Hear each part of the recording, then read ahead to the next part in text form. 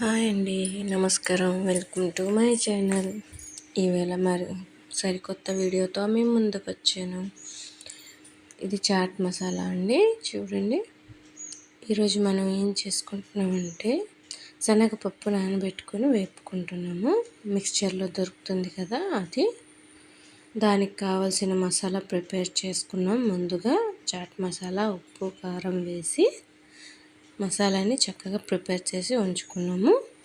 ఇకపోతే ఇది శనగపప్పు నానబెట్టి నీరు వడపోసుకొని, అది నానిపోయాక నీరు వడపోసుకొని దాన్ని ఫ్యాన్ గాలి కింద బాగా ఆరబెట్టుకొని, వాటర్ లేకుండా, నీరు అనేది కొంచెం కూడా తడి లేకుండా ఆరబెట్టుకున్నాము. దాని తర్వాత ఇదిగోండి తీసుకొచ్చి వేపుకుంటున్నాము. అది ఆరిపోయాక చూడండి, ఆయిల్ బాగా హీట్ ఎక్కాలి. ఇలాంటి వేపుళ్ళు ఏవైనా సరే తక్కువ అగ్గిలోనే చేసుకోవాలి మనము, లో ఫ్లేమ్లోనే. శనగపప్పుని వేపుకుంటున్నాము. ఇప్పుడు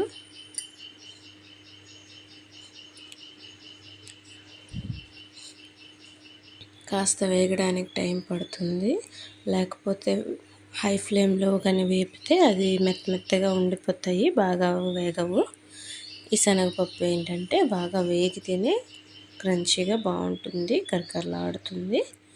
మిక్స్చర్లో మనం తింటూ ఉంటాం కదా, ఇలానే చేస్తారు.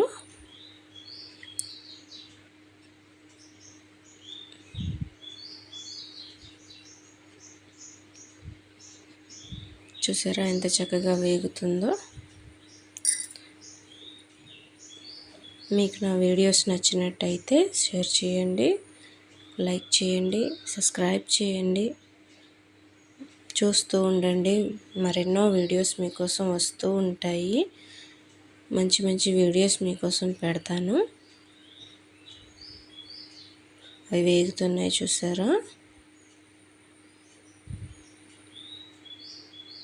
మిస్ కాకుండా వీడియోస్ అన్నీ చూస్తూ ఉండండి. మళ్ళీ వేసుకున్నాము, అవి వేగిపోయింది, మళ్ళీ వేసుకున్నాము, అయిపోయండి, వేగిపోయింది. చూడండి, ఇప్పుడు ఆ మసాలా ఏదైతే ఉందో దాన్ని తీసుకొని కలుపుకుంటున్నాము.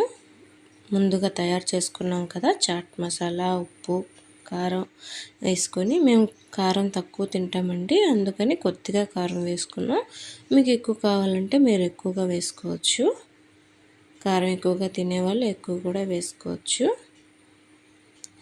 దాన్ని కొద్దిగా వేసుకొని కలుపుకున్నాము. మనం పప్పు ఎంత నానబెడితే అంత క్వాంటిటీ చూసుకొని మసాలా కలుపుకోవాలి. ఎక్కువ మసాలా కలిపేసుకున్నా మళ్ళీ బాగోదు. ఎంత బాగా వచ్చాయో చూసారా, బాగా వేగింది, బాగా అయింది. ఇలాంటి వీడియోస్ మరెన్నో పెడతాను మీకోసం.